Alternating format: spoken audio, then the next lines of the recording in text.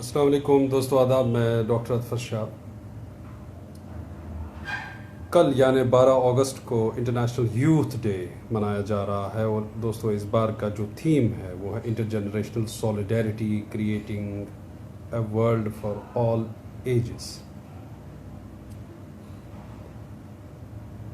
दोस्तों, अगर आज के जवानों को सेलिब्रेट करना है तो बार बार भाषणबाजी से कुछ नहीं होगा। कल आप देखेंगे बहुत सारे इंस्टीट्यूशंस में इंटरनेशनल यूथ डे पे बोलने वाले तो बहुत मिलेंगे, लेकिन घर से लेकर सोसाइटी तक, घर से लेकर कम्युनिटी तक यूथ को समझने वाले दोस्तों कम हैं आज। और मेरा एक दोस्त आज इंटरेक्ट कर रहा था मेरे साथ, तो वो पूछ रहे थे कि यूथ को आप कैसे समझते हैं आज के दौर में। मैंने ये कहा कि youth are under tremendous pressure. Honestly, अगर इंटरनेशनल यूथ डे पे वाकई में यूथ की बात की जाए तो youth are under tremendous pressure. आज का जवान गिरा हुआ है प्रॉब्लम्स से, ये बात हमें तस्लीम करनी होगी। और आज का जवान से मतलब क्या?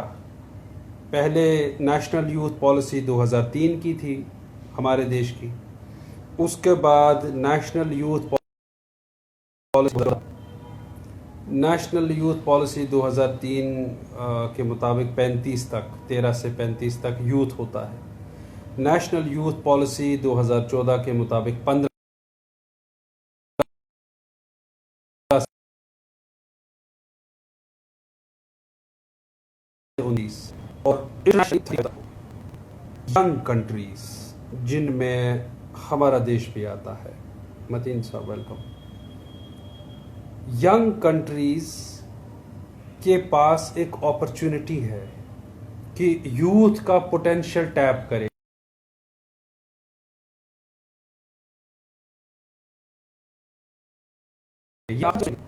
लेकिन हकीकत ये है और बड़ा सवाल ये है, क्या ये पोटेंशियल टैप हो रहा है? अगर ये पोटेंशियल टैप हो रहा होता तो क्यों हमारा जवान आज परेशान होता? क्यों हमारे जवान को 10-10 हज़ार रुपए की जॉब के लिए स्ट्रगल करना पड़ता है?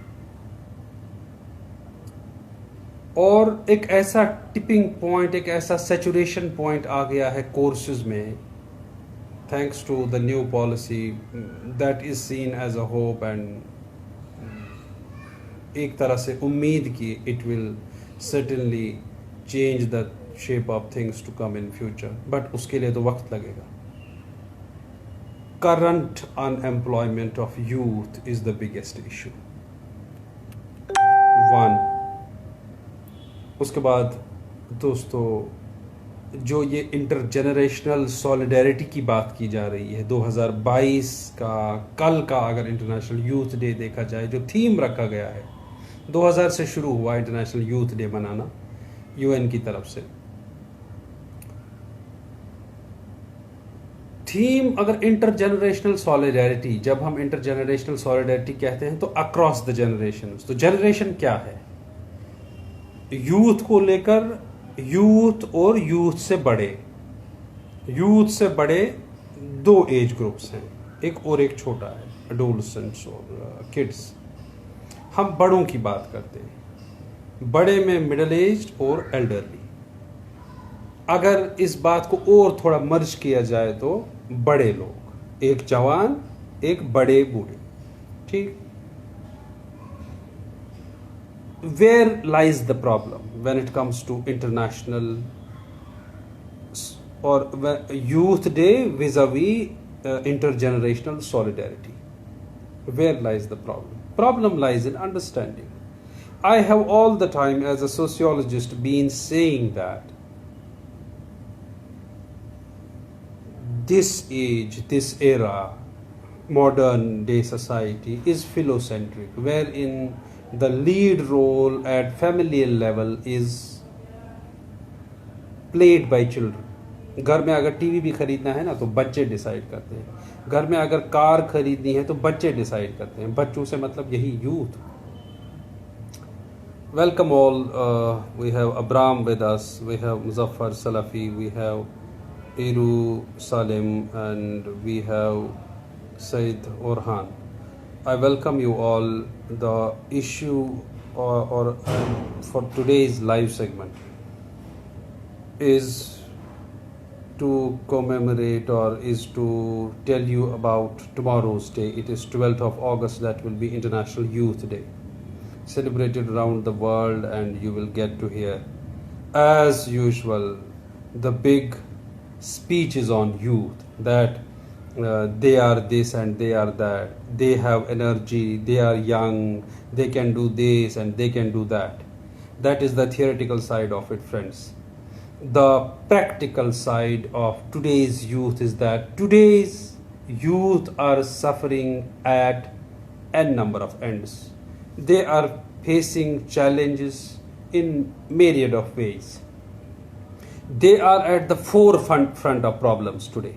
They are bearing the brunt of, I must say, gerontocracy, the rule by the old, the governance by the old. Gerontocracy is an issue.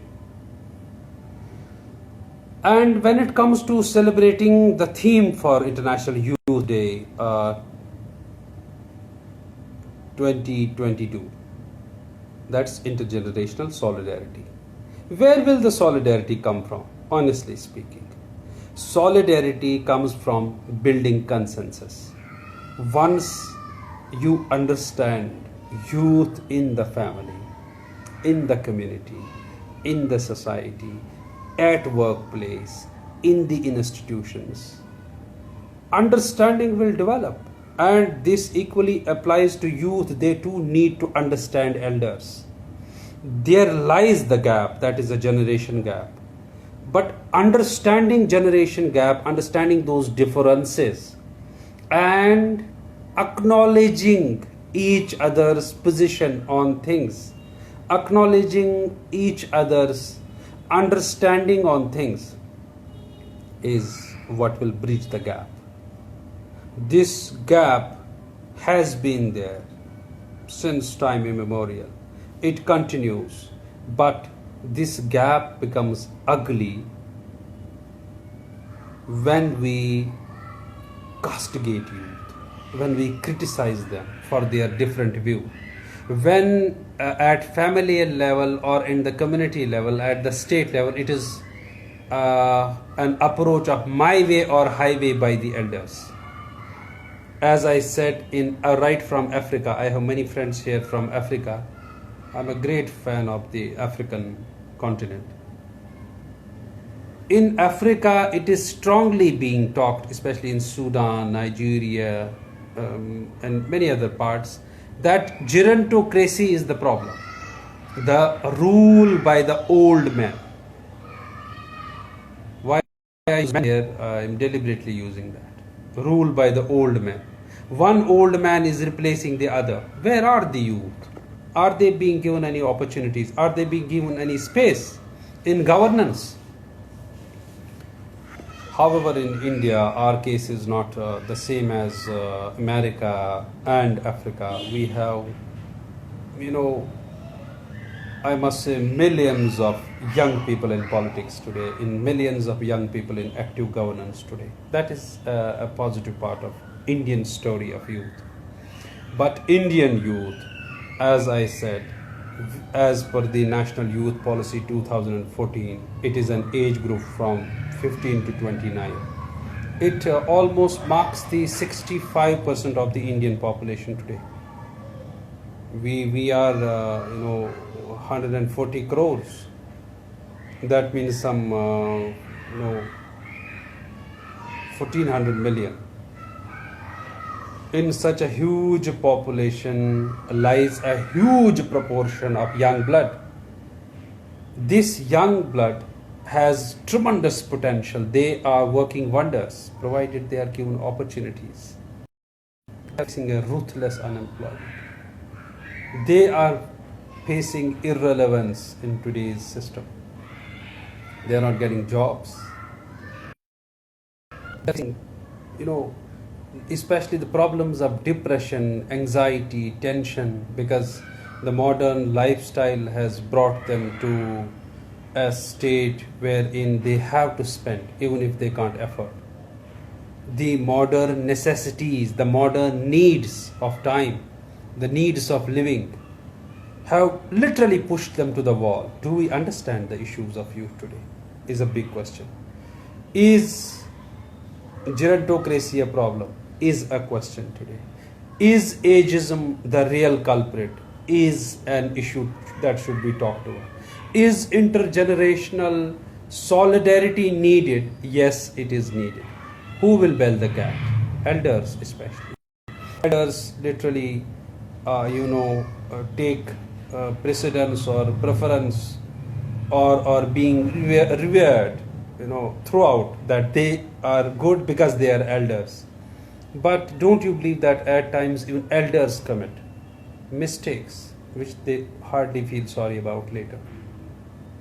Elders too need to recognize that at times they can be at fault too. Elders too need to understand at family level that a grandparent is a grandparent who should play as a grandpa always or a grandma. But when a grandparent literally interferes and tries to be a parent in family, tries to stop the active parent from doing whatever to his kids, this brings distaste in family. While I am strongly against the role snatching of the elderly in nuclear families today, as a sociologist, I do have an understanding of this thing, especially in the Indian society, that we are going more and more nuclear and we don't have too much of joint family system now. As of today's India, as of that urban fervor and that rising urbanity, rising urbanism as a way of life, we are going nuclear, familial in that sense, in that design, wherein elderly have been literally pushed to the wall. They are alone, and grandkids and elderly hardly get a time to spend with each other. This is not, however, the case with many parts of India. That's especially my motherland, Kashmir. We do have a good understanding between grandparents and grandkids.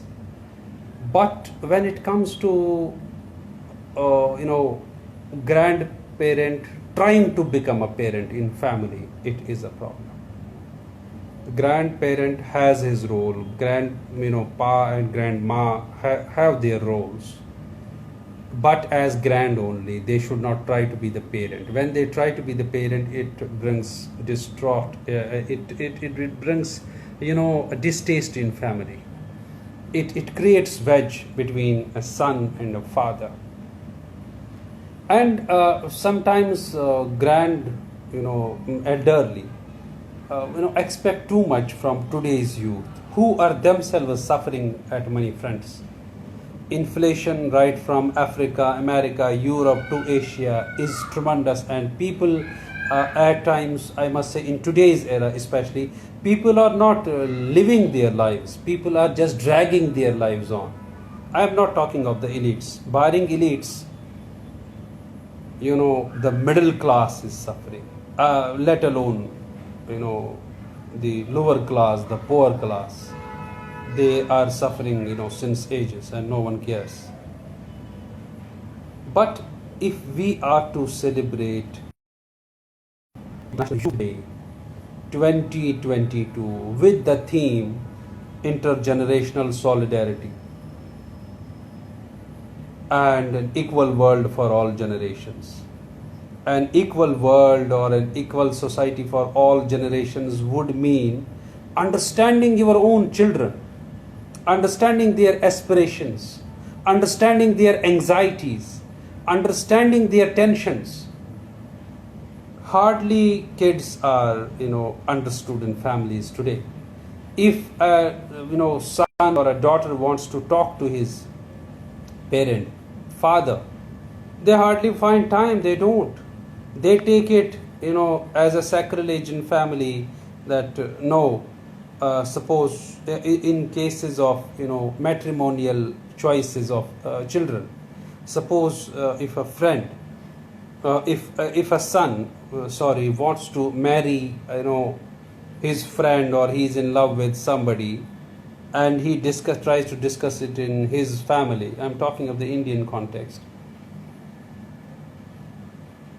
In no time he becomes the villain in family. In no time he's branded immoral. In no time he's branded non-conforming and bad child.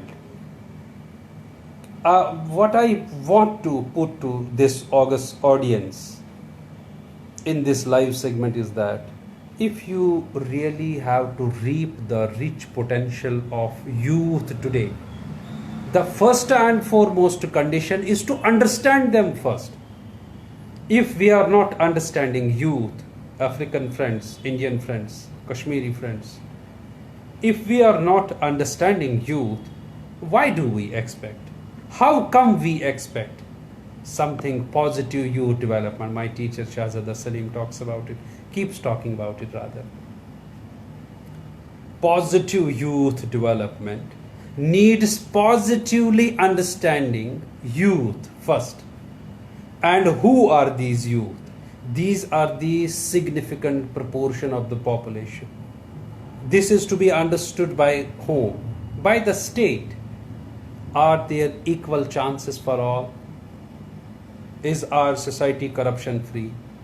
Are there equal opportunities for employment? Are youth really getting as per their expectations? Are they getting their due? Are they really getting what they deserve? They are suffering. In today's era, I am seeing we have, I must say, millions of youth who are trying jobs, who are working on meager salaries outside, because opportunities are less and people are forced to leave their homes. They have to work abroad. This is also the youth issue. When the theme of intergenerational solidarity is being talked about, fine. It is the responsibility of youth and it is the responsibility of elders equally to understand each other, to bridge that wedge, to bridge that gap that lies between the elderly and the youth. Fine. That is to be tackled at family level, that is to be tackled at community level, and there is a role of religion. There are clerics who have been historically telling youth how they should behave and how they should not. But I often keep it saying, rather condemning, we hardly have clerics or the clergy telling how elders should behave with kids. And I do have many examples right now in front of me that how parents are irritating their kids, how parents are literally marring the choices of their matrimonial choices of their children. If your child wants to marry somebody, let him marry. If your daughter wants to marry somebody, these are their choices. Understand youth, don't force yourself upon them, and don't force your thought, I must say orthodox radical thought on them. Today's youth, one thing that is literally very positive with today's youth is that they are aware, they are articulate, they know how to put their point before the audience. They are aware of history as well. They are aware, due to the social media, they are too much inclined to social media these days. Our youth is too much aware of the surroundings of the things happening around the world. Therefore, for this articulate youth, instead of understanding them, they are in turn getting labeled. They are getting stereotyped. They are facing odds at the hands of elders and gerontocracy. As I said, the rule of the old, one old man replacing the other around the world. In the African context, it is being strongly talked about that we need to get rid of gerontocracy. We need to get rid of the rule of the old people, one old man replacing the other. Where will the youth go? Are any spaces being left for them? They too have aspirations. When we talk about young blood is more boiling. Young blood has many anxieties and aspirations. Those aspirations need to be tapped at the right time for the right potential. But our youth have been suffering throughout. They have been, burdened with heaps of responsibilities, myriad of responsibilities, myriad of do's and don'ts, rather than listening to their heart. Homes have become jails for adolescents. Homes have become jails for youth. There are youth who are unemployed at the moment. This is not an Indian crisis or a Kashmir crisis. This is a global crisis. Living has gone too high. There are unemployed youth in homes. They are being taunted. And do you know who is taunting them for their unemployment? They are being, unfortunately, taunted by their own parents, sometimes grandparents, at times siblings. This has pushed them to anxieties and depressions and tensions. This has, in a way, pushed many to drug addiction. Unemployment is curse, and it has literally devastated our youth. In the conflict situations, youth become the laboratory, and experiments keep happening on youth. Drugs get spread. Youth get involved in drug rackets. Youth get involved in, addiction. That is another menace that we should talk about. But as for the theme, I welcome all. We have Khurshid Saab, we have Mehak, and we have Saeed Hadi. Walaikum Salam, Hadi Saab. And we have Faisal Zargar, my old friend. We have Sujata, Mujtaba Saab, Reza. We have Adil, Walaikum Salam, Adil, Asif Abbasi, Sajad Ahmad, Halima from Africa. We have Malik Ejaz. We have many Africans, and we have Mountain Cycle. We have Amir, we have Dr. Wasim. We have Butt Bilal. We have Ruth Ebenet. We have Manas. We have Aryan. We have Milan. With Said Urhan, Abraham, and many other African friends. Friends, to put a crux of today's live segment, if we are to understand today's youth, they need their due. They need their space. They need their say. They need their decision making in families.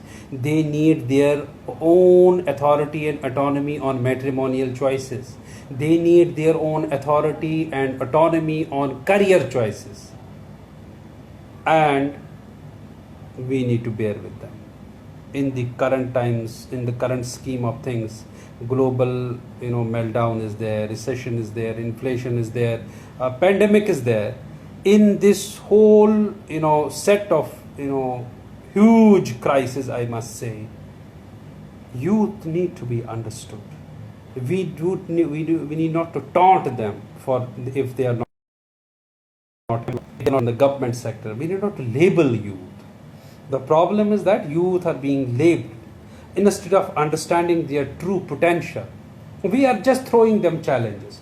We keep, by we, I mean the society, I mean the gerontocracy, I mean the state, keep throwing challenges to them.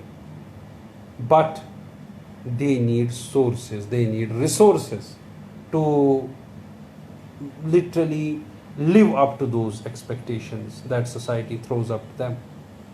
They need resources. They should get those resources. They need, too many open and diverse career choices today.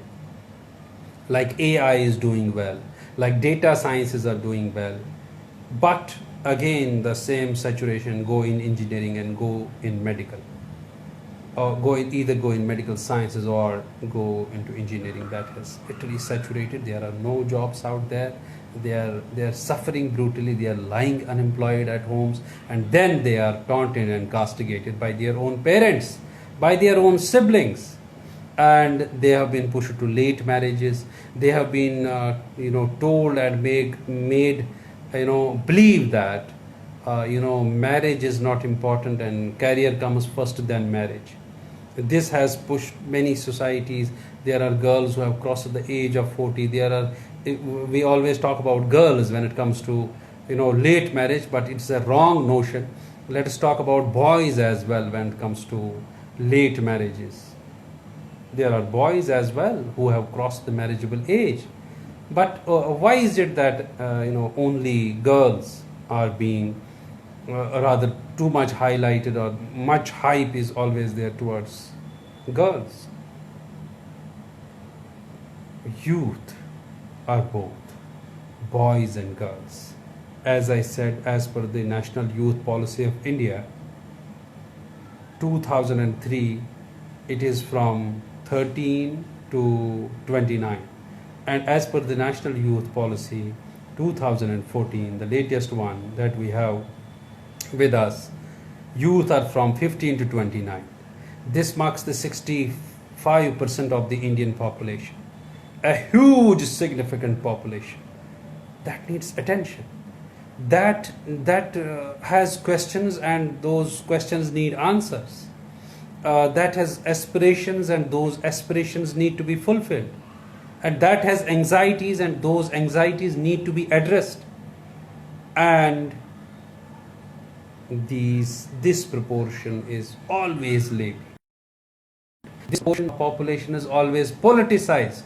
They always become a laboratory for many kind of adventures when it comes to state. Therefore, let us stop playing with their minds. Let us develop scientific temper in them.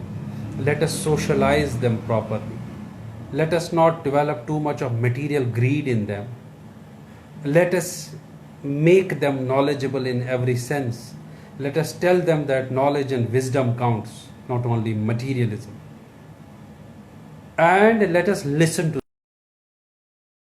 their experience and others understand them. Let me repeat it. Let me reiterate it rather here.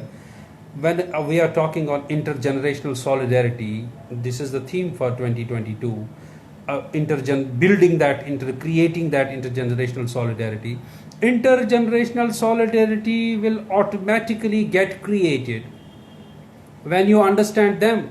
As I said, today's youth are not beasts. They are not wild. They are not uncivilized fellows. They are articulate.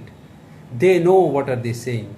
They know what are their aspirations. They are aware of history. They are aware of injustice. They are aware of law. They are aware of social justice. But they are insecure. Their careers are insecure. Their jobs are insecure. Their jobs are insufficient. That is what is developing anxieties in them.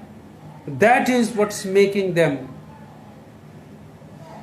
insecure all the time.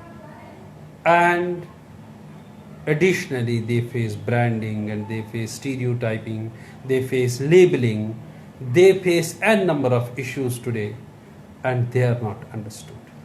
In turn, every kind of social tension, every kind of social experiment, every kind of social expectation is thrown on them.